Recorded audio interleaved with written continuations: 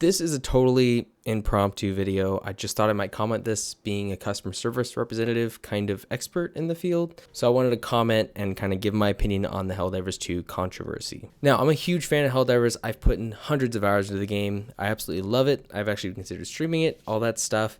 And it's really sad to see something this big and this successful from a small studio of guys kind of tank so hard right now with all of the debate about, PSN required accounts and things like that.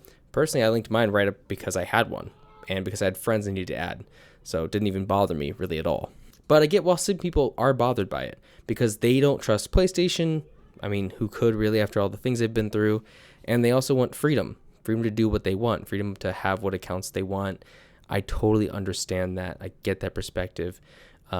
It's not that big of a deal for people who have PlayStation Network accounts and who are already set up and good to go. But for people who have never dealt with PlayStation, don't want to have to deal with PlayStation, and also want to strictly stay with Steam, I can see why you'd want to never touch a PlayStation Network account. That being said, it has been stated on the Steam account, it's been stated in the game that it was intentionally meant to be that way. They just allowed it to skip because of a bug they had that they patched. But that doesn't excuse the fact that they sold the game in other countries that don't have PlayStation Network. That, in my opinion, is kind of a deal breaker. They should issue refunds kind of immediately for those guys, or at least allow them to play without PlayStation Network. They want to join in the fight, so why restrict those players? So my overall opinion is it's not that big of a deal because most accounts and things make you sign up for 12 different things while you're playing. It sucks. It's annoying, but it's not a reason to boycott. But it's really unfair to the people who have the game and bought the game in a country where PlayStation doesn't work.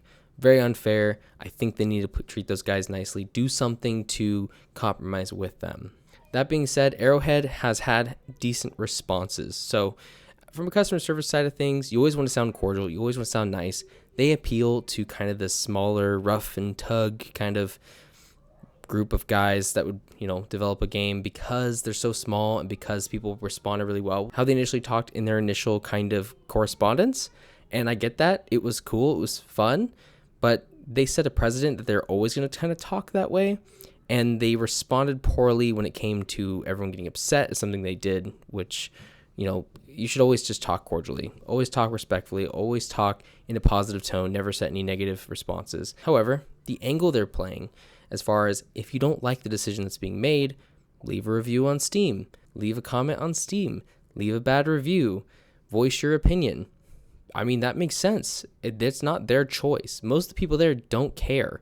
They don't even want to have this happen. They don't give a single crap. They're just there and they're trying to follow orders just like anyone would in any corporate environment. Trust me, I've worked for many companies and it's all the same story. But the only way you can really get a change made is by making something happen about it. So that's what they're doing. If the community as a whole is getting angry, they lose player counts, they're losing money, they're going to change their minds. It's going to happen. It's going to happen eventually. But that response is a good one as far as telling everyone to just voice their opinions, make it heard, make it known, because they're just following orders and they're being told what to do. So plan of action that I think they should take. A, give all those people the option to refund the game who are out of the country if they stick with this plan.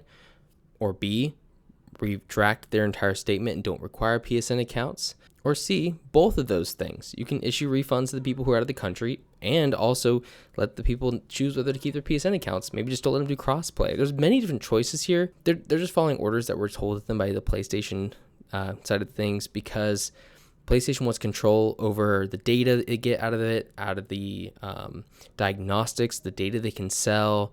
It's a lot of money-making practices.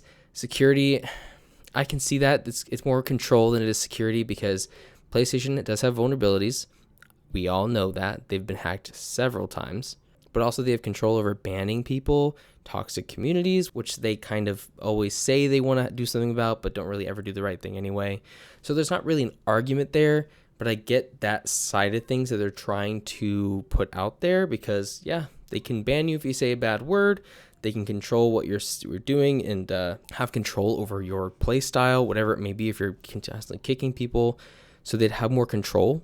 So I wouldn't call it a security thing. I'd call it a control thing, definitely. That being said, if you don't like what they're doing, Feel free to leave a bad review. Feel free to voice your opinion on the Reddits or Twitter, whatever it may be. Just be nice about it, because you don't get anywhere. Vote with your wallet kind of thing. If they allow you to issue a refund, then get your refund, and they lose money that way.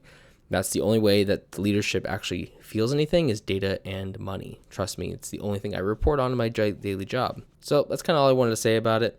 I think I'm still going to keep playing the game. It's not a reason to boycott it, but I do think that there's some kind of annoying, it's just an annoying little nuisance thing. And it was kind of shameful to, advertise in a country that doesn't have PlayStation Network and then require it. Now they basically just can't play. So that's kind of unfortunate, and they need to do something right by those people.